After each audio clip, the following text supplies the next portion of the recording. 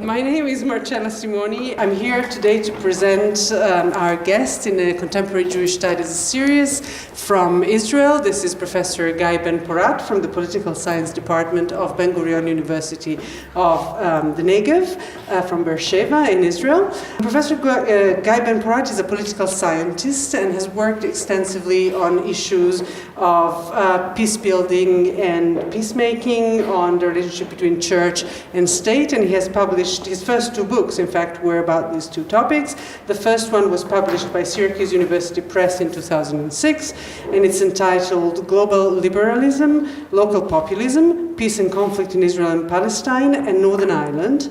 And the second book that was published by Cambridge University Press in 2013 deals in fact with the relationship between church in a broader sense and state, and it's entitled Between State and Synagogue, the Secularization of Contemporary Israel.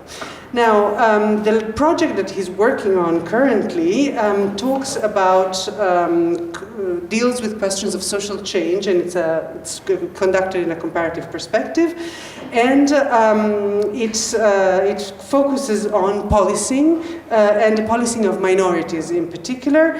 That's because it provides in general a fascinating area for the study of the relationship between states, questions of trust and legitimacy, and this is done in comparative perspective, I understand, given that his research has been conducted in Israel, in the United States, in Canada, in Northern Ireland, and he's writing currently a book about this with a colleague. We will hear more about this as he speaks, so please help me in welcoming Professor Guy Ben-Porat. The talks today is to serve and protect legitimacy, trust, and the policing of minorities. Thank you very much.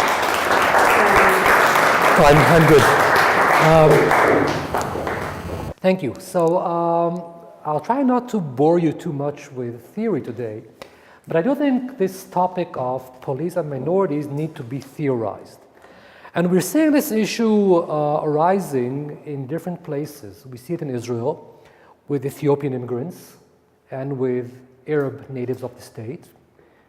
In the US, we see it in Europe, and we see it all over the world. So something is happening here which maybe is challenging some of our basic assumptions about state, society, social justice, and rights.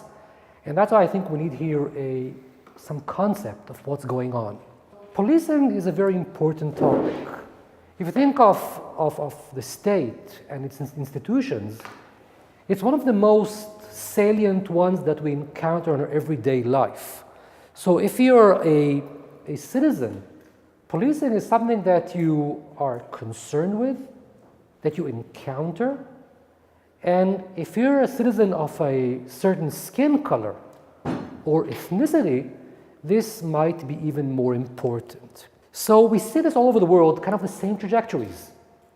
We see an incident where police uses excessive force against minorities. We see the reactions of minorities. We see police reaction. The press comes in. There's a public discussion, and then it subsides till the next round. So I think there's something going on underneath that we need to try and unearth. So surprisingly, in sociology and political science, there is very little study of police. I stumbled on this accidentally. Years ago, I was starting to study multiculturalism. I was trying to think what institution would be the most interesting to study multiculturalism. What state bureaucracy has the most intense engagement with people and minorities? I thought, well, police would be a good idea. And this began actually in Canada. And when I began to survey the literature, it is a topic that was hardly studied. If you compare military to police, you go to a library, there are shelves of books on military and armies.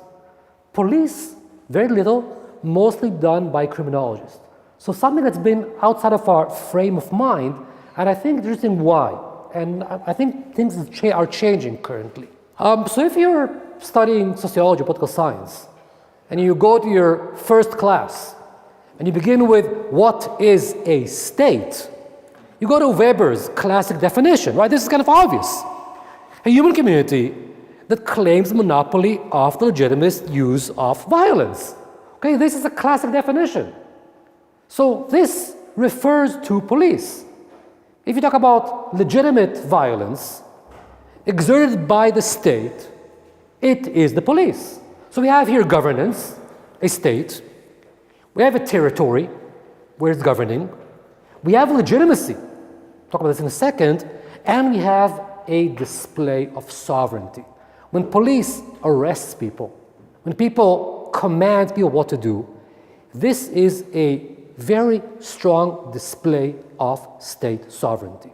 So we tend to think of policing as a public good. Something belongs to all of us. It is our police.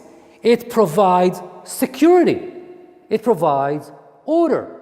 And we tend to address those concepts as a given, as they are in consensus.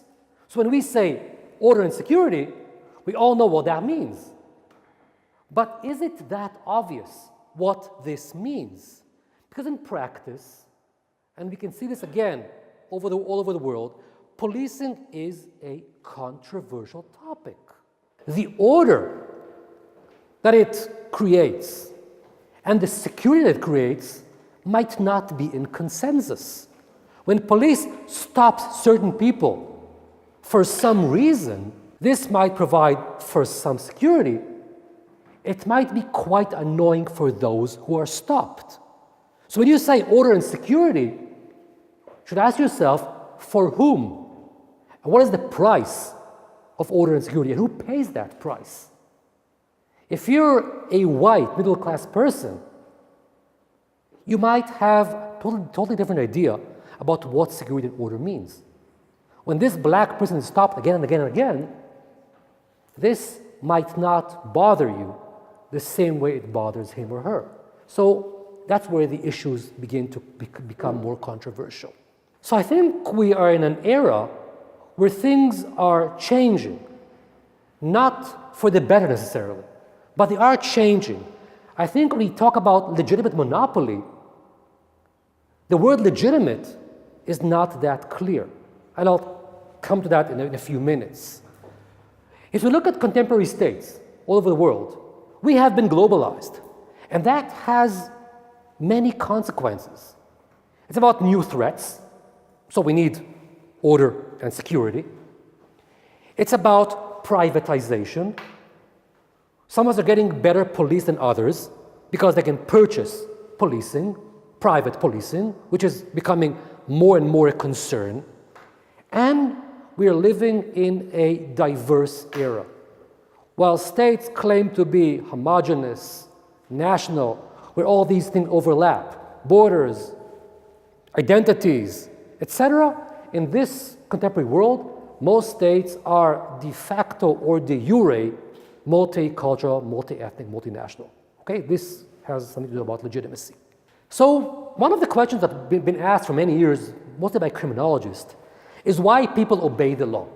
Okay, what makes a person obey the law? Well, those who do obey the law, okay, and you can give two answers, and they're important because you can draw from them policy conclusions. One is called the instrumental model. People obey order either because they're afraid for the consequences or they're getting rewarded for it. So if you follow this logic, if you want to have more order and security, you need to have more officers with more powers who can use more force. Okay, this will create order. People will obey the law if they know for certain that disobeying the law has a price. That's one model. The second model is a normative model. That's where legitimacy comes in. People obey the law also because they believe the law is right, because this demand is reasonable. And if this is the case, and that's what's driving people to obey the law, you should be concerned about legitimacy. There is a limited number of police you can put on the streets. So the instrumental model might not be that useful. It sounds very logical. Higher fines, more prison, bigger punishments, that will create order. Okay, make them afraid. But if you're a democracy, maybe that's not really goes well with democracy. But nevertheless, even if you're not a democracy, this might not achieve the result you want to achieve. You need legitimacy. You need people to believe that obeying has some right behind it, some right claim for obedience. So police legitimacy is about citizens accepting the police and, like other state institutions, as having the right to demand obedience. Okay, we think the police has the right to ask us to obey orders. We think the law is reasonable, is just. So it's about social values. Okay, legitimacy is about social values. We obey, we pay taxes, we behave in a certain way because I think this is the right way to act, not just because we're afraid of the consequences. So we defer to rules voluntarily. Of course, it's always a mix of things. But you can't ignore the need for legitimacy. And you can measure legitimacy by three things. And I'm sorry for the theorizing, but it is important.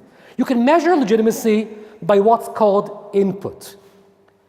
The police, the government are legitimate because they are responsive to us, because they listen to us. That's why we should obey them.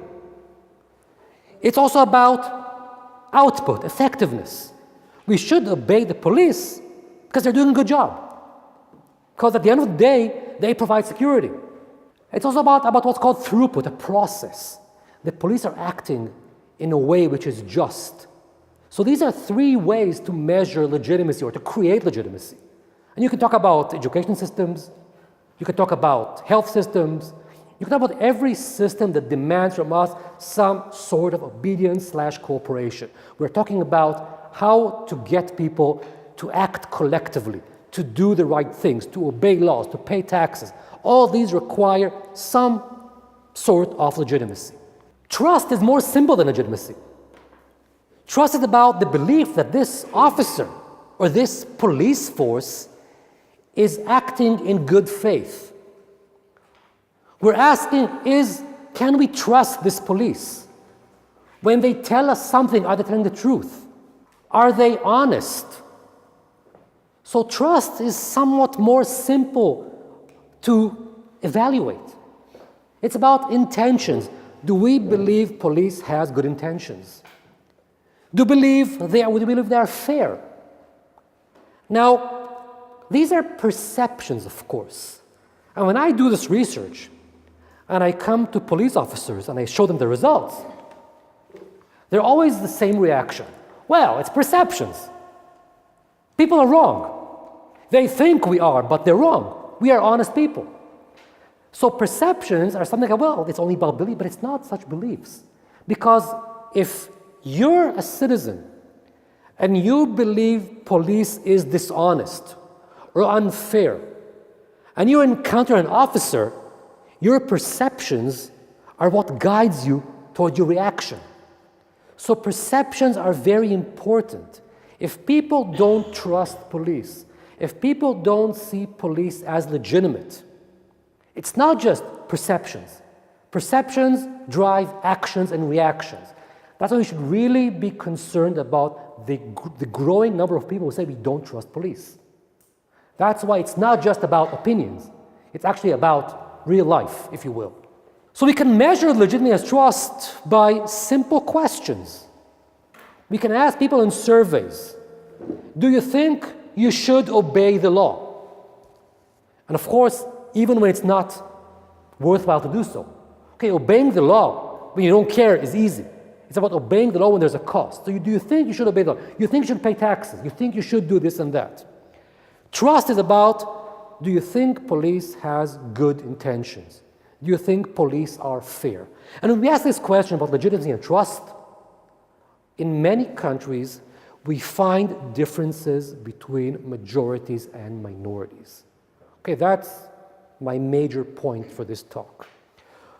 Majorities and minorities in many countries have different opinions about police legitimacy, about police fairness, about can we trust in police. And this, of course, has consequences. When police stops a person and the police officer might be rude. If you're a middle-class white person, you will tell your wife back home, well, today I was stopped by an officer and he was not nice. Or another word which you can't put on tape here, but you know what I mean. But you relate your experience to this specific officer. But if you're a minority person and you encounter the same police officer, you will draw different conclusions. And you might be right. Because we never know what it's about. It's about me personally. It's about him. Does he have a bad day? It's about the police force. But still, this is the way we come out of interaction with police. And minorities have different perceptions about police, and they are not imagining. Okay, they have a good reason to think the way they think, just to be clear. So what influences how people trust police and the legitimacy of police? Well, as I said, one is fairness. Do we believe police is fair? Do I believe police will treat me the same way it treats you? It's about effectiveness. Do we believe police is doing a good job? I feel the streets are safe. If someone will break into my house, police will take care of this. I can call the police and know they will deliver. That's about effectiveness. It's also about the state. If you're a minority and you're in a state which you can't identify with, then police might be difficult also to identify with. Okay, this law, this order the police places upon you seems to you unfair.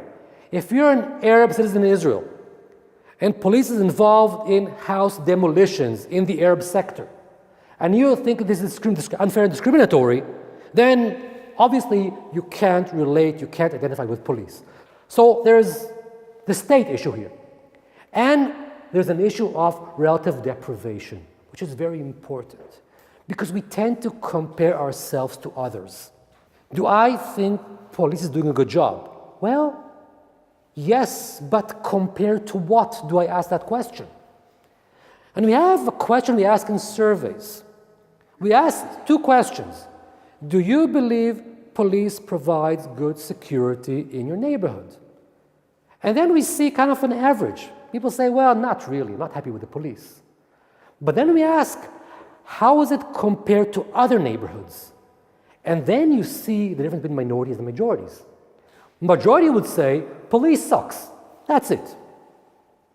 But everywhere. The minority will say, police sucks.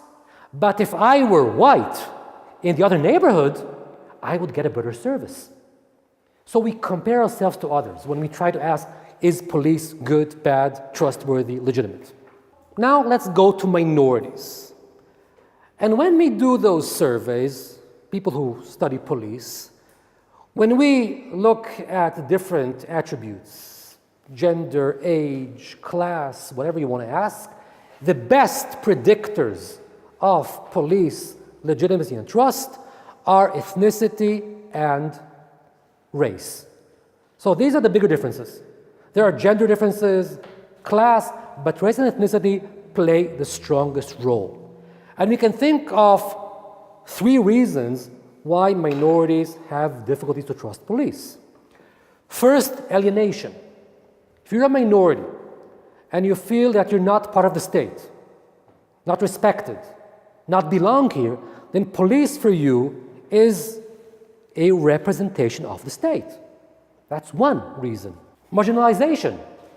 If you're a minority and you suffer from poverty and discrimination in the job market, and you live in poor neighborhoods, there's more crime and more interaction with police. So you might feel that being of a certain minority is also about being of a certain class, and that also tends to implicate your relations with police. And discrimination. Minorities who feel they are treated unfairly by police. What do I mean by that? Well, first, when you ask about support of police, do you trust police? It's a bit of a fuzzy concept because those surveys should be taken with a grain of salt. So it's 3.2, now it's 3.4, then it's 2.9. Can we really draw something from the numbers? Because trust is a very difficult concept. You mean trust police? You mean the police officer I know? Police in general? Yesterday, there was a burglary in my neighborhood, so I don't trust the police. But tomorrow, police are acting bravely, so I do trust the police. So it's a bit of a fuzzy concept. But I do want to say that there is a difference between majorities and minorities that is, again, stable and very, very salient. For some groups, especially the majority, we measure police by efficacy. Okay, what I really care about is police effectiveness. I want officers to be nice and courteous and caring, but as a majority, this is almost a given. I expect them to do so. So for me, the final call about police is, do they do a good job? Do I feel safe on the streets? For minorities, it is about fairness.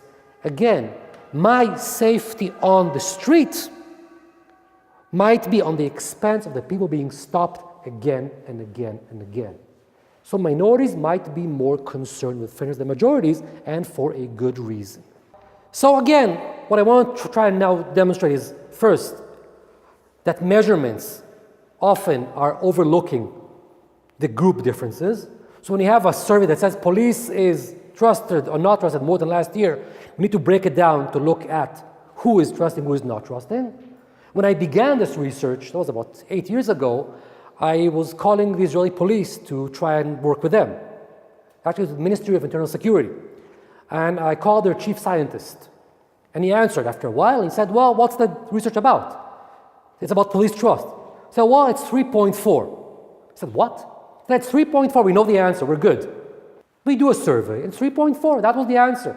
Do you know the difference between Arabs, Jews? We don't care. It's about 3.4. It's a bit up than last year. So this is a number that has no meaning. If you ever read Hitchhiker's Guide to the Galaxy, now we know the answer. What was the question to start with? So numbers are something to be very, very wary of. So it's a difference between minorities and majorities, and I want to try and explain why is this difference? Why do they differ? And finally, if I have time, can police improve on this? So I hope I have time for the latter one. So here are the two concepts I'm using. One is over-policing, the other is under-policing. Over-policing is about targeting visible minorities, what we know as racial profiling. Police are stopping more people of a certain skin color or ethnicity that is visible. If you tell officers, go out on the street and make arrests, and that's often done, go make yourself present, do something. Officers will arrest black people more than white people. And officers make the connection in their minds. Black people are more involved in crime. That is known statistically. So what's the problem there? Well, it's very simple.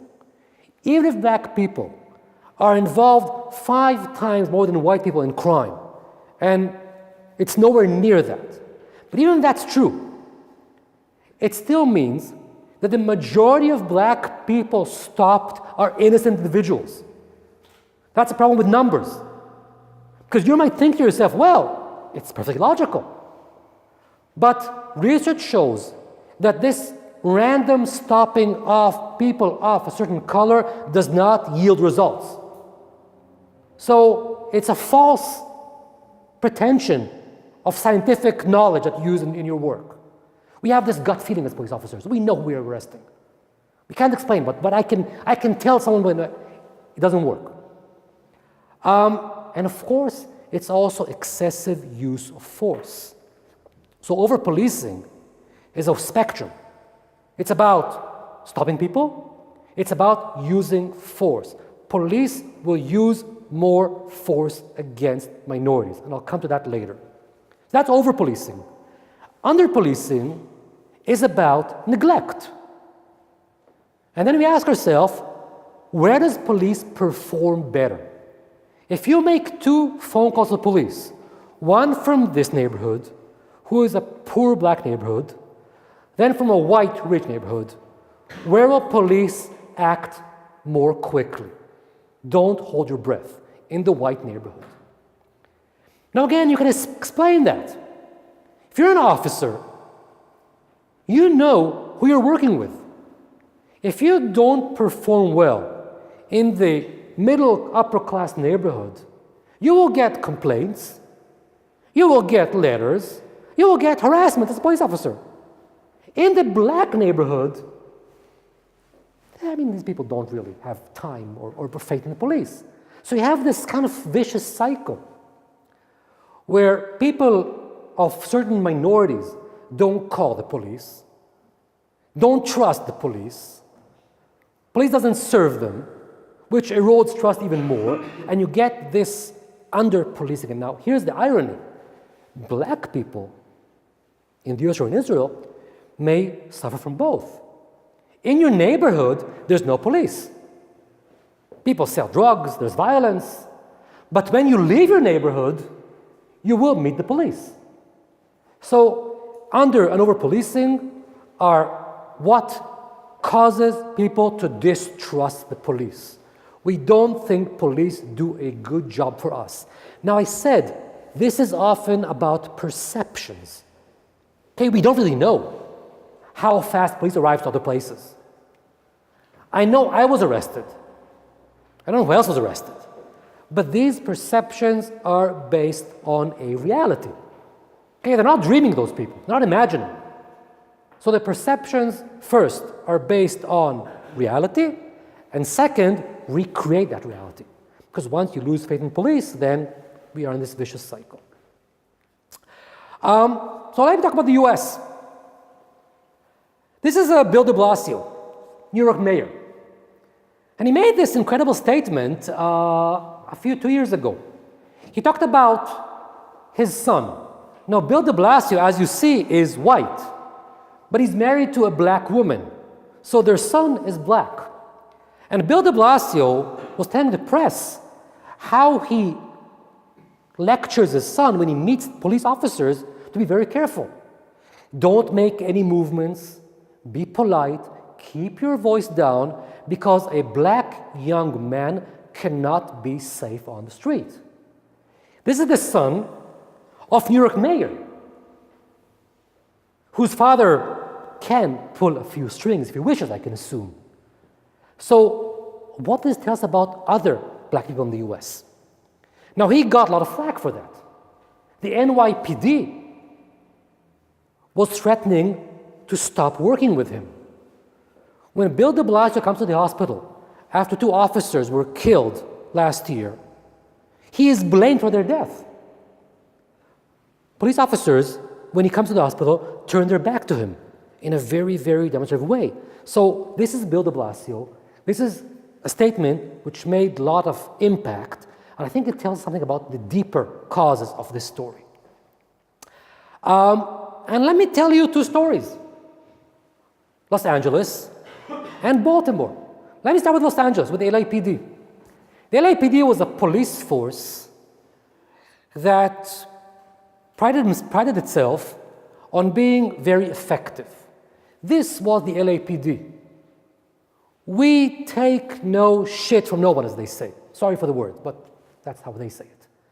So LAPD is very proud of its toughness, of its being able to stand up against crime, and that's their claim to fame. In 1991, a person named Rodney King is beaten by police officers. Rodney King is a black person, African American, if you will. The unique thing was, it was caught on tape. Okay, this is 1991, before smartphones. So black people in Los Angeles knew that the police is racist and violent. This was not something they did not know. But white people could say, well, that's just, perceptions, myths.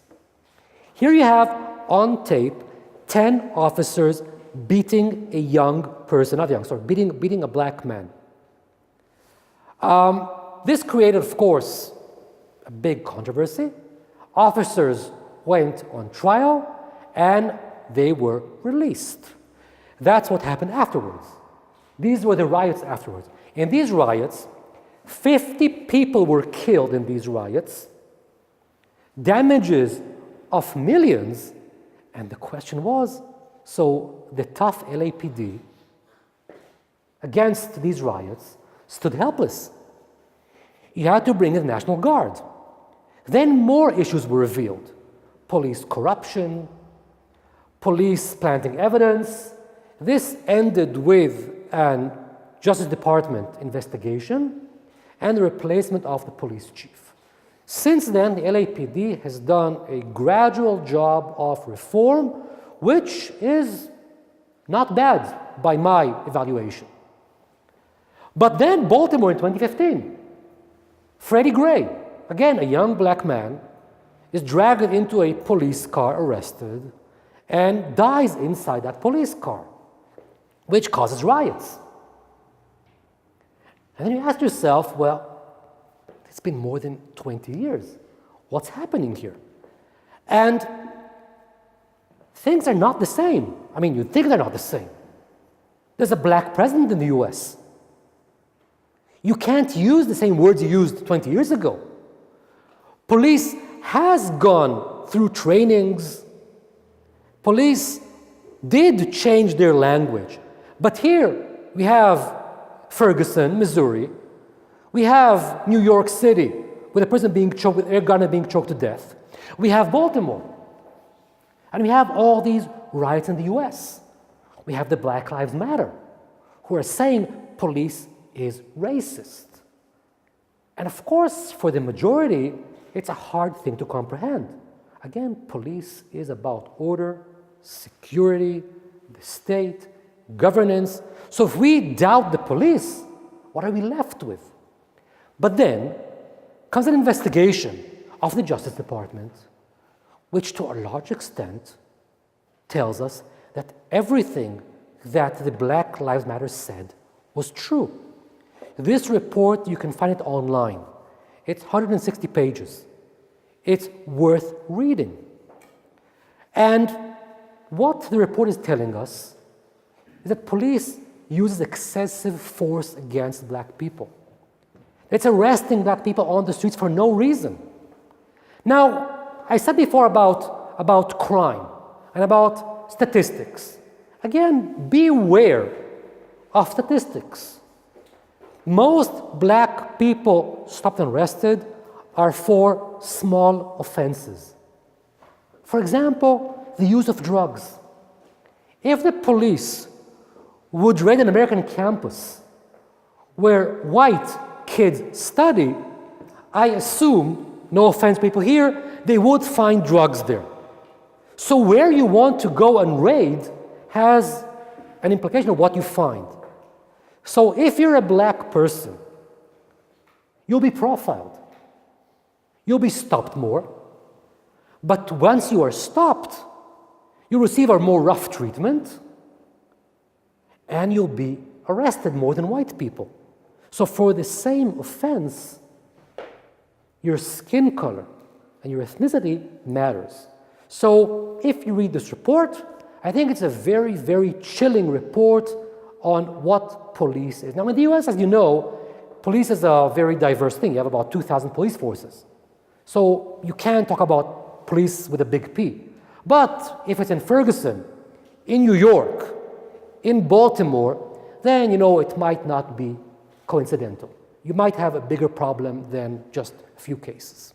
Now, the report tells us a story of a zero tolerance policy, a bit like the LAPD.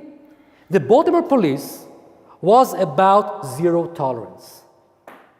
This is something that white majorities might like. Okay, we want the police to be tough on crime.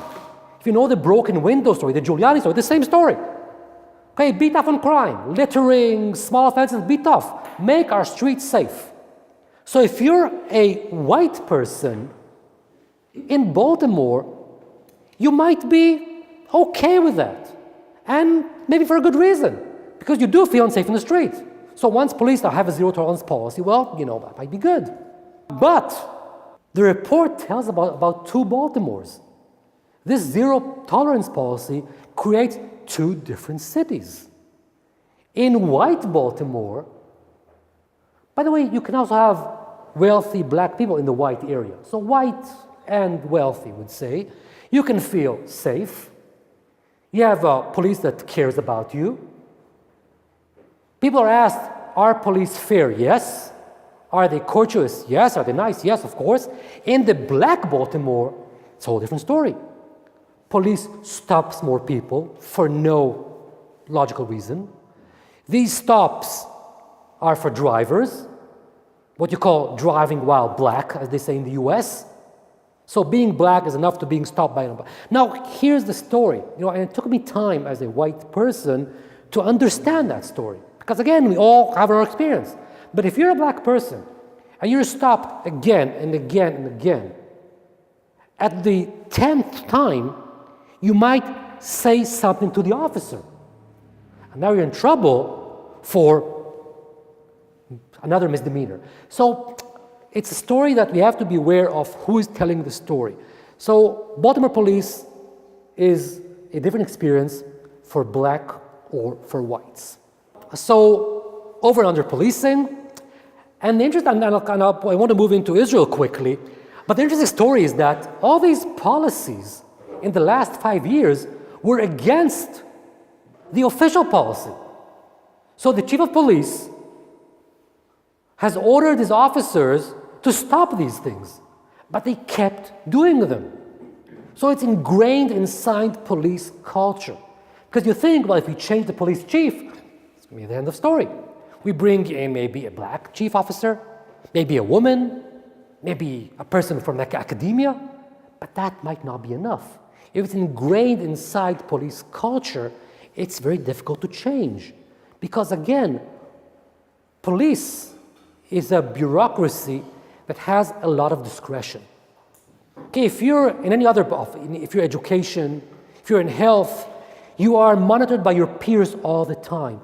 Police officers are out there on the street.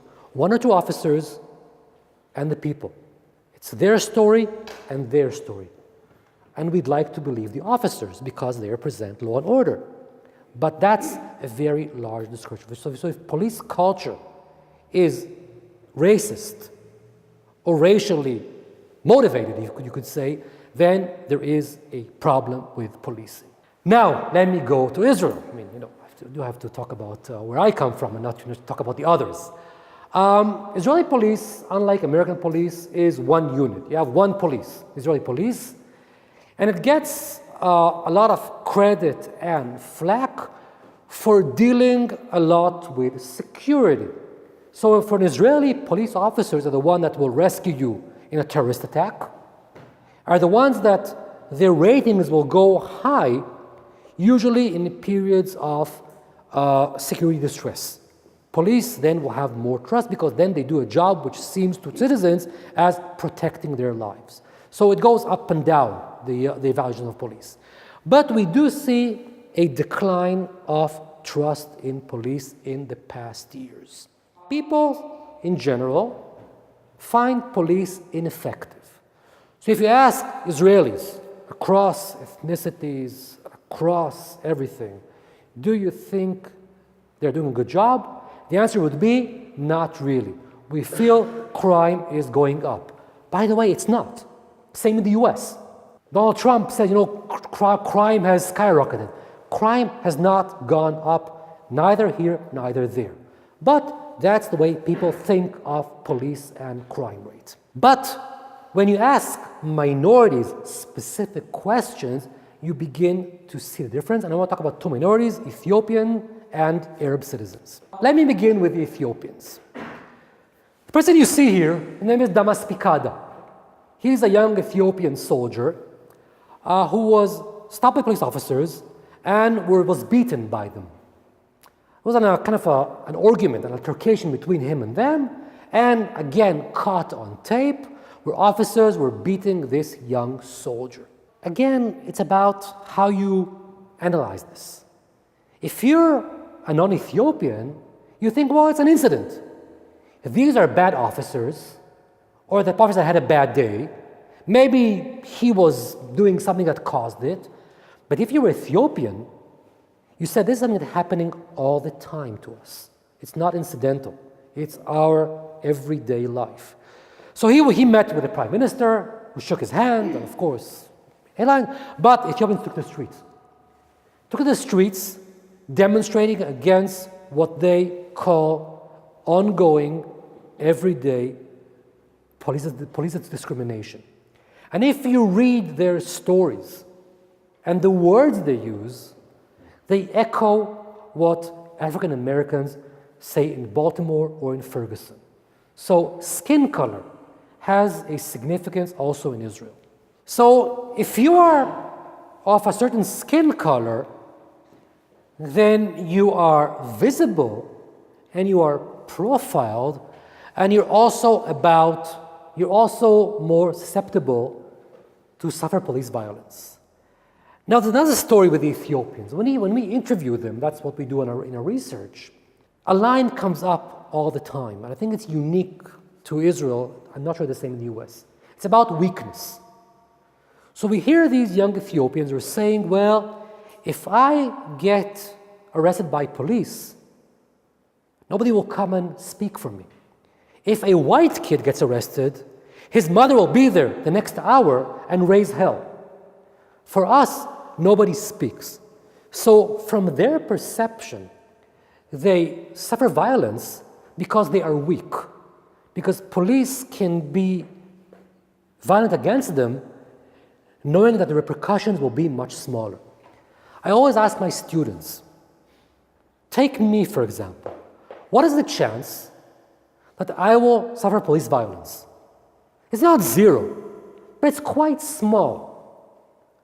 I assume that a police officer will see me, and even if I annoy him, he will think that if he uses violence, I will react, not by violence, but by using a lawyer or whatever. So I think there's kind of a power match here.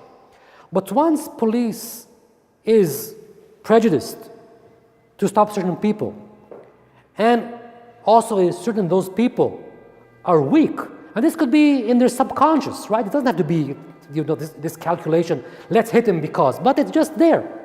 They will use more violence. So it's weakness, it's about hostility, and here comes something that we have to be very careful with about solutions. Police always likes to bring up the culture card. It's a culture problem, and we can solve it by culture. So these Ethiopians don't share our culture. But once we learn their culture, and they learn our culture, then we'll be good. But this is complete baloney. These young Ethiopians were born in Israel. They are Israeli.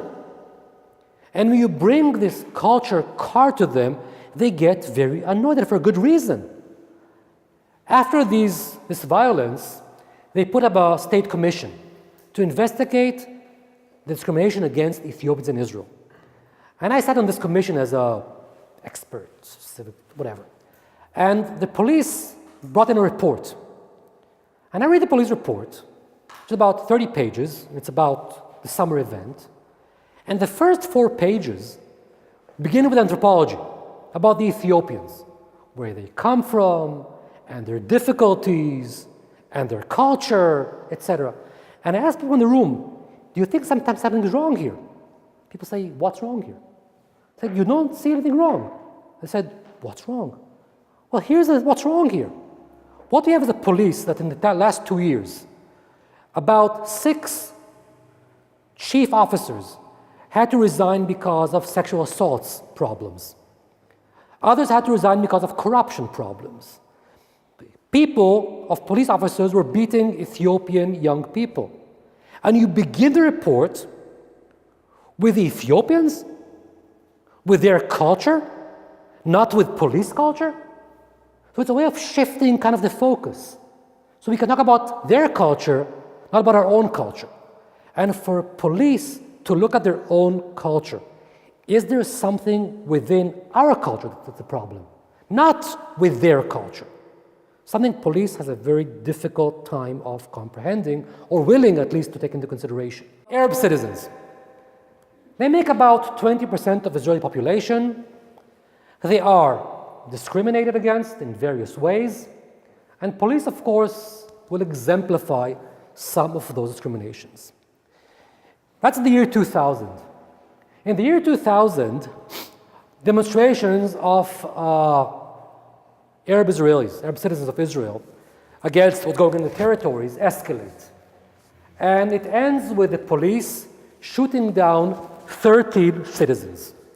Okay, these were very, very intensive demonstrations. Roads were blocked, they became very explosive, and police used violence. And this is a very, very big cloud over police and the Arab minority. The Arab minority claim that the same level of violence would not have been used if people on the streets were not Arab citizens. Of course, police have their own version of the story. But if you want to, a more recent example, in the past month, Israeli police had to evacuate two places. An illegal settlement in the West Bank called Amona, and a small Bedouin Arab village, al-Khiran, in the south of Israel. al-Khiran, I won't go into the story, but police came there with a big force, well armed, and it ended with one officer dead and one Arab citizen dead. And apparently, police were not telling the whole truth about what happened there. They claimed this was an attempt of the Arab citizen to run over police officers. Apparently, there's more to the story than that. But, put it aside, to Amona, the officers came unarmed. They came unarmed. No clubs, no guns. They came unarmed, and although they were beaten a bit by the settlers, and rocks were thrown, it ended with no casualties. Only about 40 police officers wounded by the settlers. So police comes in different shapes, forms, and gear to deal with different issues. So I'm going back to the Arab story. So these are a national minority. And obviously, it's hard to identify with police. If you think this state, in general, does not treat you as an equal, then police would not be popular. But hold on to that for a second. The 2000 story is a very, very strong memory of what happened 15 years ago. And by the way, no officers were charged with anything. The committee has found the police at fault. It did talk about police who are treating Arabs unfairly, but also Arabs being, in the demonstration, being too violent, but no one was charged with anything. But surprisingly, what we find in our research is that Arabs suffer more from under than over policing. So when we ask Arab citizens in our research, what is the major problem for you today? The major problem is under policing. Now again, it took us not too long, but to comprehend this. Arab villages and towns for many years were under-policed. But it was not a problem because this was a traditional society. They had their own structures. So for the Arab citizen in those towns and villages, police were not there, and nobody really cared about police. But in the past 2 decades, this is a change in society. The old structures, the elders, no longer have power. And what we have now is a society with huge problems of crime, reckless driving, a frightening murder rate, and illegal weapons. And police are not there. And from the Arab perception, they are not there for a reason. They don't care enough. If these were Jewish citizens being killed on the streets, police would be there and find the people who shot them. These are Arabs, we don't care. Police doesn't care.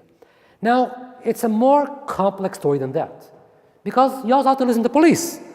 Police says they don't trust us. We come after a crime has happened, and we try to investigate, and nobody's willing to talk to us. It's this vicious cycle. Okay, police is untrusted, people don't cooperate, which means that crime goes on, which means that trust is diminished more and more, which means this is the vicious cycle, which is very difficult to get out of. Let me just say 3 words about reforms. In very general terms, this is another lecture. When we talk about how police wants to reform itself, there are 3 major ways. You could break them up into different categories, but I think these make more sense. One is diversification. And this is kind of seems like reasonable logic.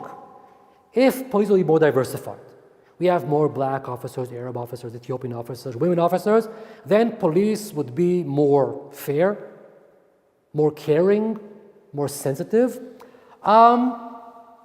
Research does not demonstrate this is necessarily true, because police culture can change those who come in. So what changes what is questionable. Do minority officers change police, or does police change minority officers? Because if you want to be an officer in the police and you want to get promoted, you might want to play along with the rules. So will you stand up for certain things? Not sure. And you have all these names for black officers and Arab officers, which people use against them because they see them as people that they cross the line, they don't serve us. That's one issue. Second issue is training, what's called cultural competence. We need to train officers better.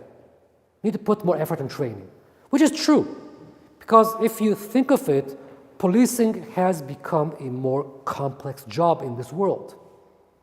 In Canada, in the 1980s, the police officer, if you want to be, you have to be 6 feet tall and strong. That was the criteria. We can teach you the rest.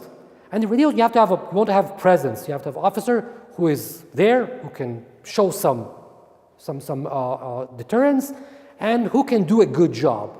But in today's world, it's a much more complex story. So you need to have better officers, better trained, better equipped.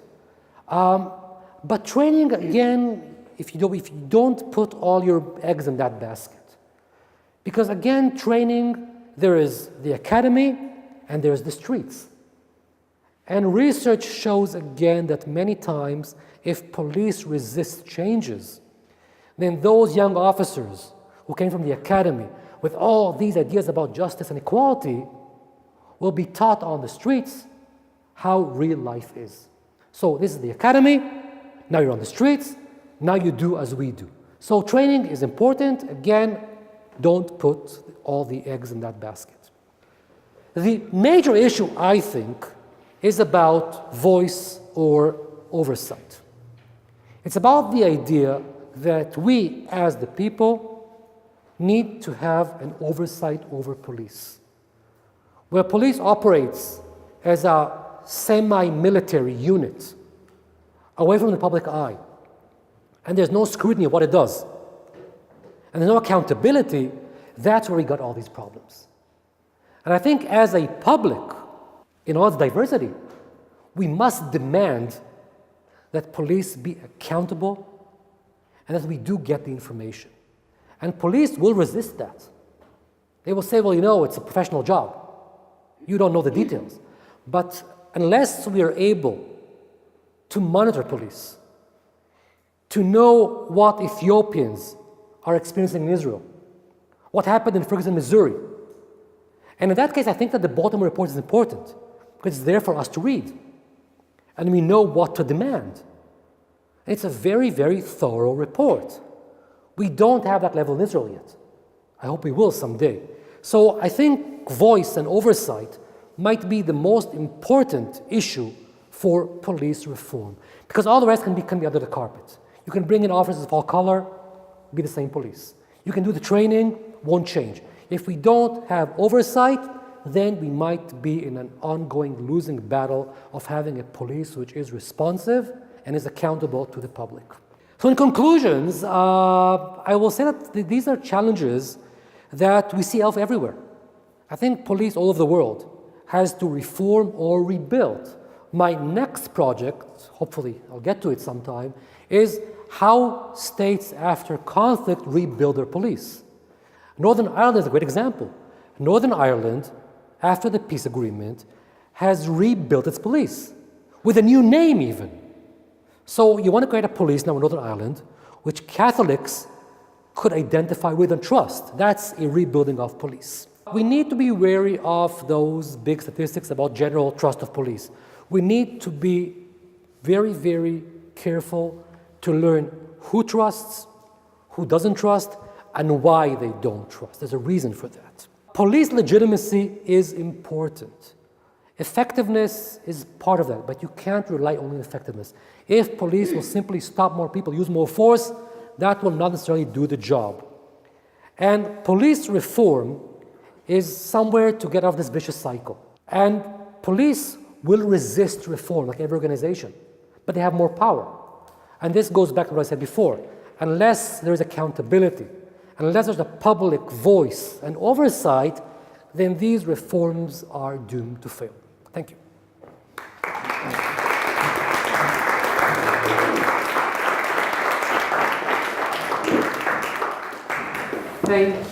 Thank you very, very much for this very thought-provoking and very interesting talk. I'm happy to open the floor for your comments, for your questions, for anything you would like to say. So, in the United States, the police force grew directly out of slave patrols, which were put in place to directly oppress the black people in America. And so I was wondering, in your studies of other countries, is there a similar history of the police force that would affect their relations with minorities? It's what we call path dependency, right? You create something at a certain period, and this goes on and on. So in Israel, for example, police is about security, and Arab people are a security threat. So you could see this directing the way they treat Arab citizens. It's a fifth column, what they call. Even if they don't say it in so many words, we come to the Arab village armed because we think of those people as dangerous people. And it's kind of a self-fulfilling prophecy, right? Once you act this way. About the Ethiopians is interesting because you think where this is coming from. Because the Ethiopians are relatively new to Israel. Only about 20 years or so that they're in Israel. And I think there you have this story again of the profiling, because there is, we tend to focus on police, but there's a wider story there. Okay, young Ethiopians can't find their place in society. They can't get employment, not doing well in schools, they're on the streets. They're on the streets, they're more involved in crime, which will get them into more interaction with the police. So it's not just the police. So I think if you get this profiling and the weakness, that will explain the story of the Ethiopians. But I think in a more general sense, if you don't have accountability and you don't have oversight, then all these things can happen. I was about to write an article to the paper today about the current events in Israel. I think it's the same in LA. I think it's not incidental that you had in the same time police corruption and police violence and police racism. I think they all come from the same place of a police culture which is not oversighted. And I think we have the same in Israel. So in the past 10 years, all these things come up. In the last 2 years, the police lost about half its command for sexual harassment charges. So it's not one or two people, it's more than that. And at the same time you have excessive violence and you have corruption. So I think these all things in some way are related to the issue of oversight and police accountability. I know you only spoke on it briefly, but the successes that you found or that have transpired in Northern Ireland, is that a system that can be modeled after for other countries? I think so. I think Northern Ireland had sort of a, so to speak, a luxury when you start things anew. You have a peace agreement, and the peace agreement talked about a police that will be for both parties, Protestant and Catholic. So it was kind of a top-down. In Los Angeles, you had the same thing because police was forced to reform. The Justice Department told the police, either you do it or we take over. It was dealt with the mayor. Police is under the jurisdiction of the mayor in Los Angeles. So the Justice Department told the mayor, either you get your act together with the police or we do it. So when you have those kind of momentous events, then there's an opening for a change. So in that sense, this could be a model, but you do have to have the political will and ability to drive them forward. Thank you very much. I would have two questions. So one would be, if you make interviews with police officers, how are they, police officers coming from minorities, how are they reflecting on this program, on this problems, and how is this also discussed within the police force? I mean, racism against black officers, for example, and yeah, also the suggested changes that are publicly discussed. And the second question would be also in an analytical regard. So how far can we tackle the problems from the question of the esprit de corps of the police and the police as a structure, and how far is it simply a political program that, since, I mean, it's about minorities and minorities don't decide elections, it's majorities that decide elections, and that the policy of having zero tolerance and so on and being tough on minorities is effective with the voters, and therefore the decisions are taken that drug raids are done near the central bus station in Tel Aviv and not in the dorms of Tel Aviv University, and that in regard to the under-policing, that police centers are built or police stations are built in rich neighborhoods and not in poor neighborhoods. How far is it simply a political question of mainly the political right playing on racism, and increased crime figures help them in their argument? About police officers, I haven't interviewed them formally. In Israel, police will not cooperate with my research. I mean, they would if they could have kind of control of the results, which is not really something that you want to do. It's easier in the US to cooperate with police. You have research done on police officers, and you do get those stories of officers that find themselves discriminated against and have to suffer a lot to swallow a lot to stay in the force. You know, they make some of them, you know, they make their own rationalization. It would be worse if I wasn't here. But I don't have anything more elaborate than that. Regarding the other question, yeah, it is political. Everything is political. So of course, the fact that some groups are stronger than others will get them better policing. But then you have the normative question: is this right? I mean, do I, as a white person, should I care about Ethiopians and Israel and Arabs? And I think I should. I mean, but it's a normative question. And I think beyond that, when you have growing crime among a community, it will eventually spread out. So even if you want to be totally rational and, you know, instrumental, if you're the majority and there's a problem with the minority, it will not stay within the minority. So even on a very instrumental basis. So yes, this is political. Everything is political to that extent. But I have another kind of way of talking about that. We have a recent study of Arabs in one town in Israel, Arabs and Jews. And one of the interesting finding was that when we look at what is the major thing that creates trust or distrust among the Arabs, it's police fairness and performance. So it's above politics and about identification with the state. So in that sense, if police do a better job among minorities, even those who are not associated with the state, even though those are alienated from the state, this better job might raise their legitimacy. Because at the end of the day, they're concerned with their neighborhoods and their streets. So instrumentality works both ways, so to speak.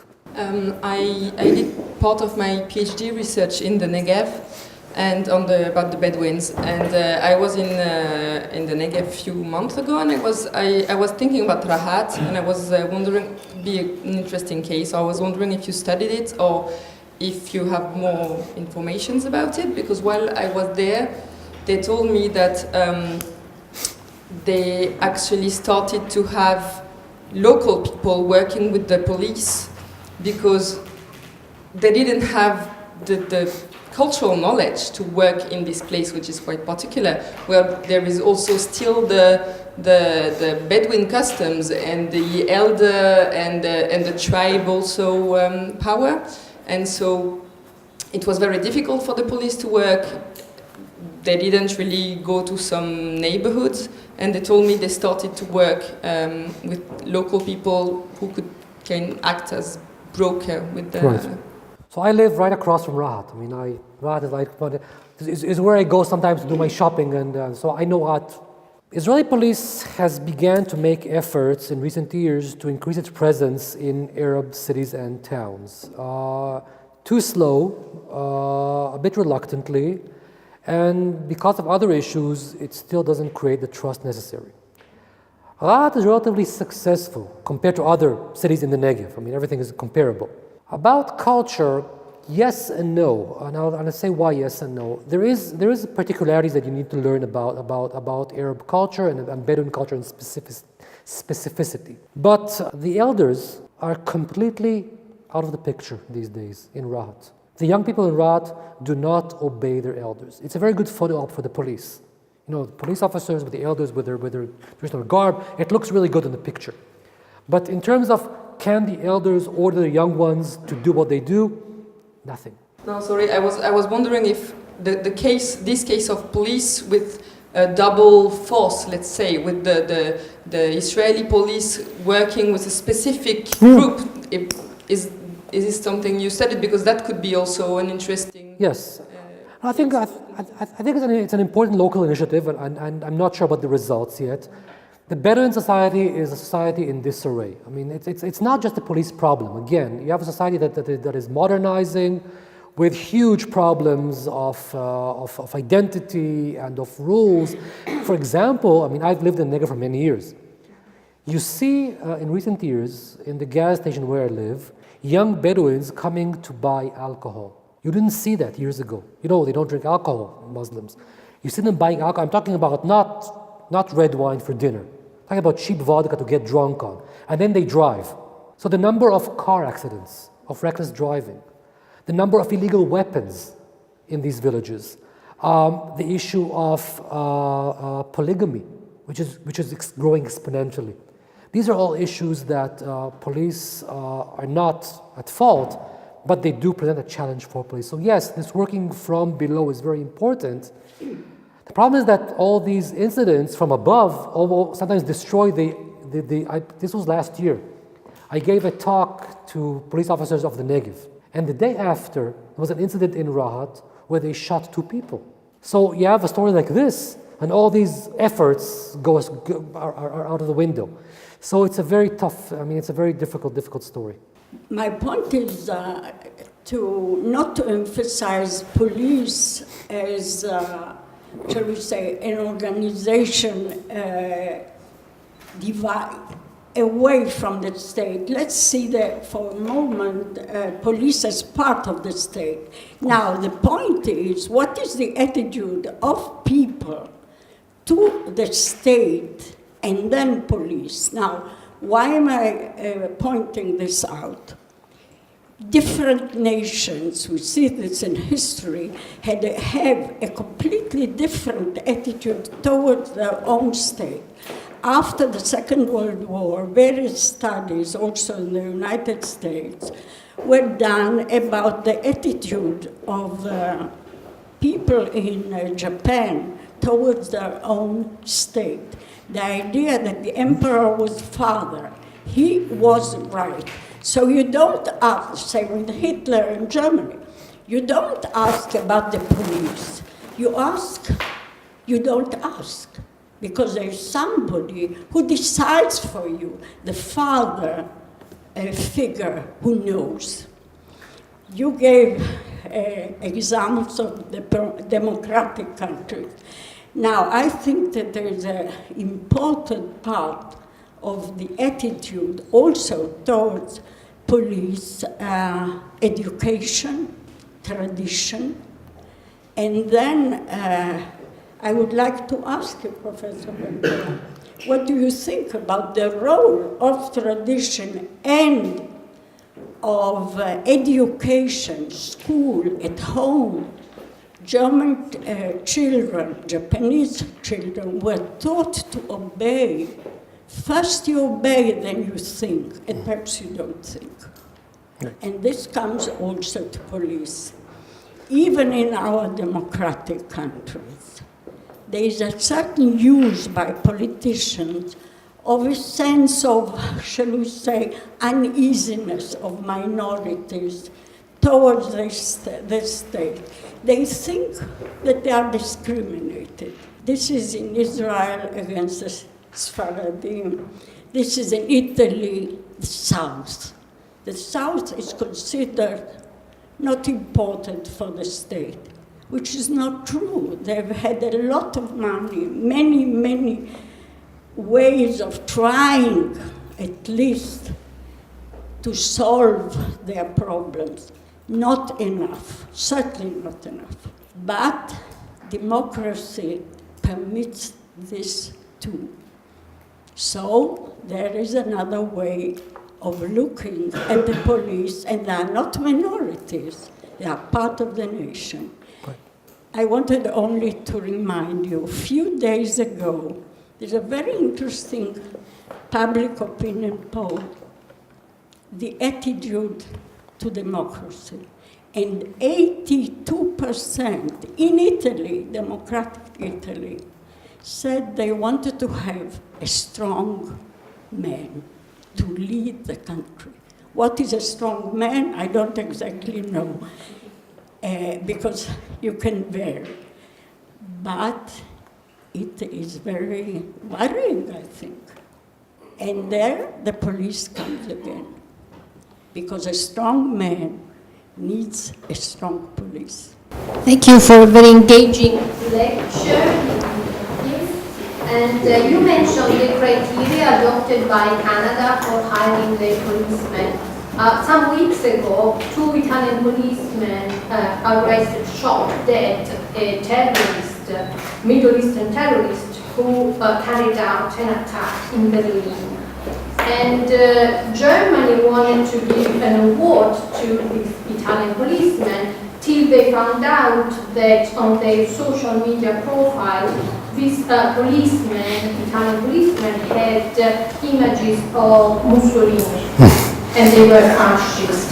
Well, in Italy, traditionally, the criteria for hiring policemen are political, and policemen tend to be conservative, to say the least, or fascist, as we just saw. I was wondering if you came up with across countries where the political criteria for hiring policemen are not conservative.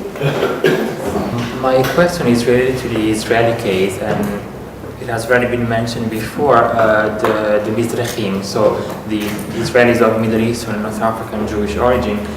If we go back to the 1950s or even 70s, the Mizrahim were indeed targeted by the Israeli police, and even though nowadays, demographically speaking, they probably are not a minority anymore, in many ways, many of them still consider themselves as a minority within Israel. So I was wondering if you could say something about that, and also I was thinking, is there a Jewish specificity in relation to police and to policing, thinking historically of Jews as a minority? Of course, then if we go to the Israeli case, it's a different story, but was there at least at the beginning, let's say, a Jewish way of dealing with these issues? And when we think of, for example, the almost shock that many migrants to Israel had upon seeing a Jewish soldier and a Jewish policeman for the first time in the 40s or 50s, is there something specific to the Jewish experience to policing, or it becomes like a normative state issue as in any other case? I think you have 7 minutes to answer all these fantastic questions, and the rest will be discussed. I can speak very fast, so I can do it in 3 if I go very fast. About the state and police, I think it's a two-way street. So people might not trust the police because they don't trust the state, but also vice versa. So if you have a good police, that creates legitimacy, this might in the long run legitimate the state. So if people believe police is serving them right, then the state might seem to them in a more positive light. And vice versa, of course. If people begin to trust the state, they might tolerate more of police. So I think it's a complex relation, which I don't have more to say in those 6 minutes I have left. I do study only democracies. And I think I do study democracies because when you talk about accountability and about oversight, I think this is something democracy should be about. About tradition and education, yes, it's very important, but what I was trying to make a point before is that we are living now in diverse countries, immigration diverse, or the rise of all these new identities, which means that people might have different perceptions, concerns, needs from police, and we should look at this diversity. Even Germany today is a more diverse than it was 40 years ago. So we talk about the Germans and their system. Do Germans of Turkish descent the same way? I'm not sure. I don't know enough about Germany, but I think that there's something that we need to take into account. About discrimination. Discrimination is always perceptive and about relatively, and so you do have to prove discrimination, and it can be proven many times. I think the Baltimore report proves it very well. Are all discrimination charges correct? Not necessarily, I don't think so. About the strong man and order, I think this does make sense because, again, there is a sense of growing insecurity for many people across the world. Economic insecurity, identity insecurity, safety on the streets, and people want order, maybe in the large term of a strong leader or a strong police. I just want to remind that this order has a cost which is not shared equally by all. So some of us might pay a higher price than others for a stronger police. If you tell police go out on the streets and do a good job and bring me order and security and do what it takes, then you could imagine who would pay the price. And if you go and look at New York and the Giuliani story, then if you're a white middle class, this was a great time. If you're a black immigrant, this might not be that brilliant for you, this broken windows policy. So again, it's a matter of politics, as someone said before. About police, who joins the police? Well, I think there is something about conservatism. People who want to join the police, it's about, macho image, testosterone, having a gun. But I think that there's kind of a mismatch between who joins the police and what police needs to be doing today. And in one sense, at least in Israel, we get what we're paying for. So if police is a low-paying job, and you get people that join the police because they don't have other better options, then you get the police at a certain level. And I think it's getting to be more and more, policing is getting to be more and more sophisticated. And if you want to have a better police, you need to invest more resources in recruitment. So yes, police is a conservative organization who draws people of a certain background and personality, but this might not be enough for what we need for the 21st century. This is the mismatch. So what should be done? Better training, better pay, more diverse recruitment, more women on the force, for example, would be a good idea. So yes, about Mizrahim in Israel, the Sephardic Jews. Yes and no. There still is this discrimination in Israel because if you have the image of the violent potential person, it would be the person of a darker complexion. So if you look a certain way, you might be stopped more than others. So if you want to have it in a hierarchy, if you're Arab or Ethiopian, you are at the lower end of the scale. If you're a Sephardic Jew, you're a bit above that. But bear in mind, most officers today are Sephardic Jews, which doesn't say anything because you kind of ingrained in this culture, so it doesn't really matter. But it's more complex. So for them, they identify with the state. Many of the officers are from the same background. But yes, I do believe that when police does random checks and stops, people of a certain skin color and look will be more stopped more than others. So it does work, but it doesn't resonate as strong as it did with Ethiopians and with Arabs. That'll be my answer. But we haven't actually researched that, and that might have been a mistake in our previous perception. About a Jewish police, I'm not sure I can say anything about it, but Ben-Gurion had this dream that one day we'll have Jewish criminals. So at least that's we're good with that. Thank you very, very much.